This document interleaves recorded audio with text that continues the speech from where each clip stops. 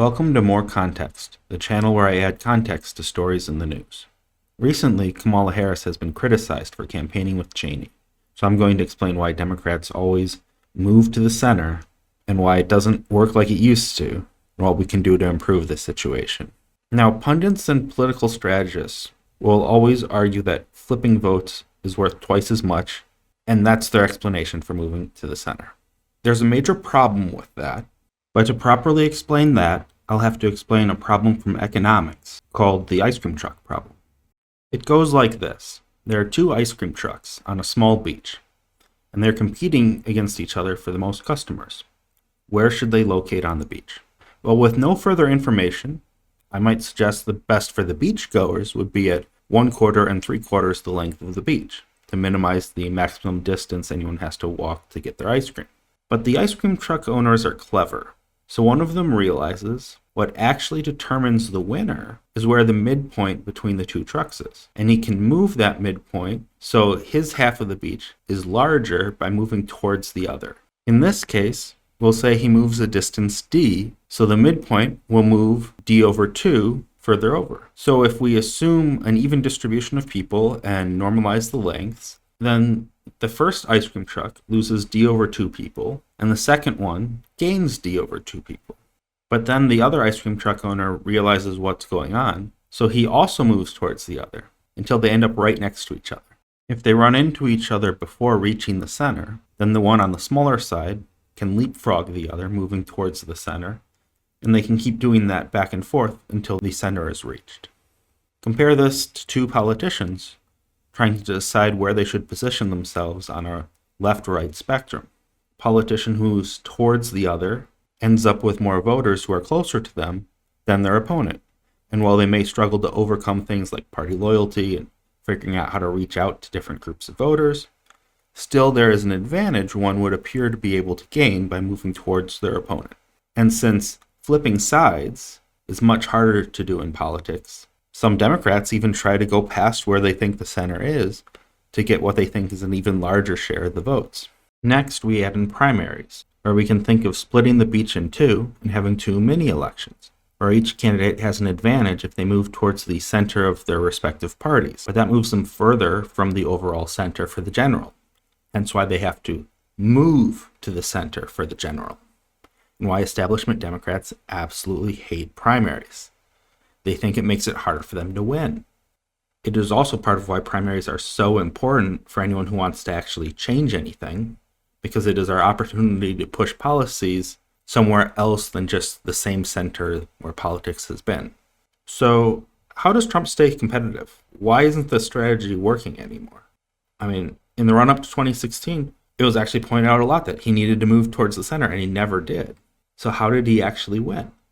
Well, just as my econ professor thought this was a good demonstration of the invisible hand, most people who don't have a lot of experience with math won't recognize that there's a key thing I did that actually created this result. Remember at the start when I said it was a small beach? I didn't say what that meant. A small beach means that no matter where the ice cream trucks move, everyone is still willing to walk that distance for ice cream, but still always goes to the closest one. And while that may be understandable for ice cream, in politics, around half of Americans don't usually vote. So this might not be the best scenario if we want to look at voting. We might want to instead look at the large beach.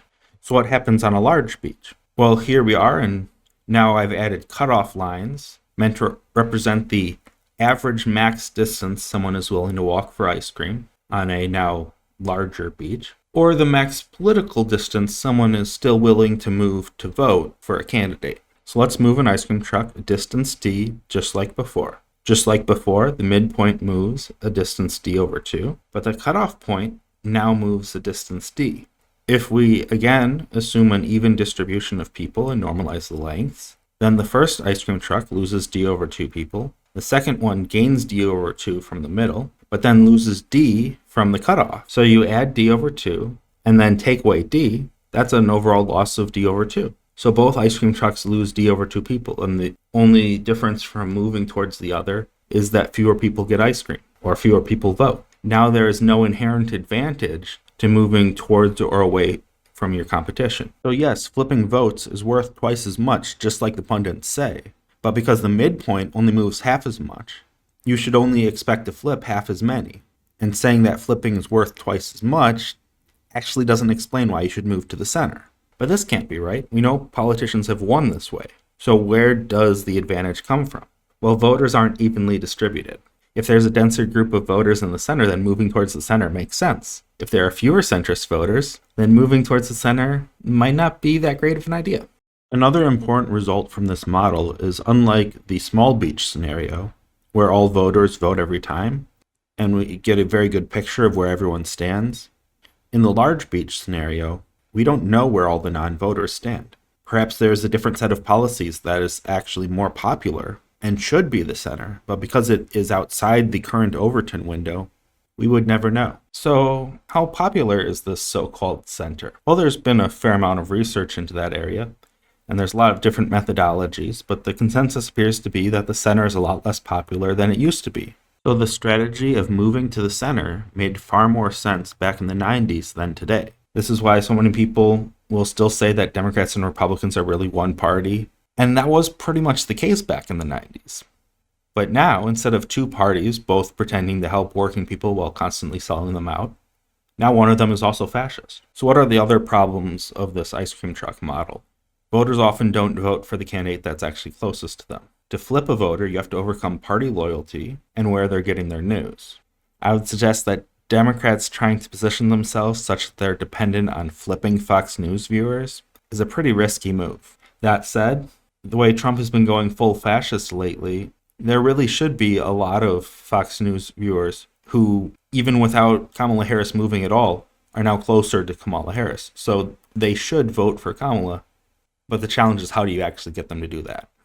At the same time, getting non-voters to vote is also incredibly hard. Whatever normal outreach politicians do hasn't worked on them, otherwise they'd be voters. So if you decide not to move towards the center, you're now reliant on getting a lot of non-voters to vote. And that means extensive new voter outreach campaigns, and you're relying on those to actually work. Politicians' strategy is not magically perfect. Instead, it is based on what they think is best or what they are told by a bunch of strategists and pundits who conveniently always say they should move to the center. So how you communicate with a politician is very important, especially if you want them to do something besides moving to the center. One of the best things you can do is voting for a candidate you like in the primary. It would be nice if the candidate you like wins, but they don't have to win a primary to make a big difference. Even centrist candidates know primaries are when they have to move away from the center, so they can be pushed to adopt policies you want. And even if your candidate ultimately loses, everyone can see how much support they gathered. And if they have enough, the winner may even seek their endorsement and possibly offer concessions for it. Now compare that to movements around saying you won't vote. How should a politician react if you threaten not to vote? Obviously, you do it because you think you can force them to do what you want. But they're just as likely to conclude that it's best to just move away from you and not rely on your vote. It's a lot easier for a politician to justify trying to compromise with a candidate that they know can deliver tangible support than trying to appease a decentralized group, a group which keeps making it clear they don't actually want to vote. How many will actually vote even if they get some of what they want? The harder they appear to be to appease, the less likely the politician is to try. And the politician is even more likely to go the other way if they look around and see other politicians who lost their seats for supporting what you want. So let's fix politics. A perfectly achievable goal. To start with, at a personal level, telling politicians you aren't going to vote is one of the worst things you can do. So we need to demonstrate that we actually vote, especially for politicians who appeal to us. This is why primaries are so important. It's our chance to push forward someone we actually like and demonstrate how many new people we can actually get out to vote for them. Obviously, winning primaries is ideal, but even in a loss, we can demonstrate that the winner should still try to appeal to us. Now, sometimes you get a Hillary Clinton who refuses to make any of the necessary appeals, even when it's made abundantly clear she should, but that's on the politician. Now, here's a bunch of really important democratic reforms. One of the most important reforms is ranked choice voting, because it allows voters to much more accurately signal what they actually want, and it makes third-party voting no longer counterproductive. Even more importantly, it completely changes the dynamics within an election. So politicians want to be positive to try and get second-place votes, rather than constantly attacking each other with nonstop lies. We also need to limit gerrymandering. I would suggest taking it out of the hands of elected officials who have districts which need drawing, since they have the largest interest in gerrymandering. I would also suggest setting up strict geographic rules, so whatever committee is decided upon has relatively few options and can't make crazy districts, even if they want to. We need to end the Electoral College. Only once in my lifetime has a Republican won the popular vote for president, and yet every 4 years I have to live in dread that once again our country might start going backwards. Republicans don't even try to appeal to the majority of voters anymore. It's all about finding the path to rule by minority. Puerto Rico should no longer be the butt of insanely racist jokes. It should be a state. And while we're at it, DC as well. We need to deal with the Supreme Court, who says money is speech and the president is above the law. The court's majority consists of a stolen Obama appointment, several seats from presidents who didn't have the popular vote, and Clarence Thomas, who's been taking bribes for years, supported Jan 6th, not to mention the whole Anita Hill situation. Multiple members of the Supreme Court majority would have been thrown out of any other court, but apparently they are above the law as well. There's nothing legitimate about the Supreme Court majority, and we can't fix much until it is resolved. So here I am saying we should vote, but what about all those who say politicians should have to earn your vote? Voting is just one of many tools to try and get the government to do what we want. We should use voting to improve things as much as possible. When voting falls short, we use other tools like writing your representatives or protesting. Sometimes things we want aren't on the ballot. That does not mean we should ignore the things that are on the ballot.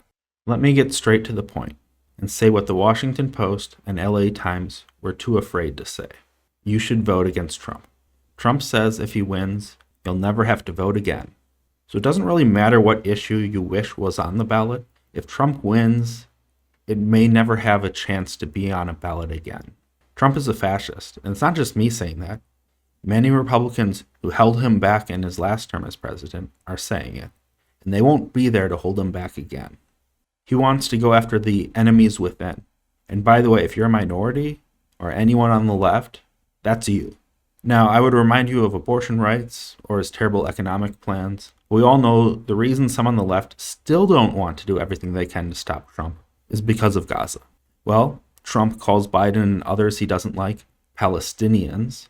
Trump says Israel should go faster. So while ending the genocide in Gaza may not be on the ballot, making it worse is on the ballot. Now, I wish ending genocide was on the ballot. I think Harris would be better off if it was. And she could put it on the ballot tomorrow with a speech. Instead, she campaigns with Cheney and doesn't break with Biden at all. She does this because she doesn't want to fight AIPAC, who already knocked out Cori Bush and Jamal Bowman in their primaries. And because instead of putting forward a candidate in the primaries to rally around and being able to negotiate for an endorsement, Democrats heard we just wouldn't be voting. No third party has a real strategy to be competitive in any state. So voting Harris is the way to vote against Trump. We need Trump to lose by the widest possible margin, so maybe next time fascism doesn't have to be on the ballot. We also need to defeat as many of his allies down ballot as possible. Throw all the fascists out. The only way we get any of the needed democratic reforms is with a strong majority for Democrats to overcome whoever the next Manchin and Sinema are. Thank you. Don't forget to like and subscribe, and go out there and vote. I've included links to find your polling place in case you need it.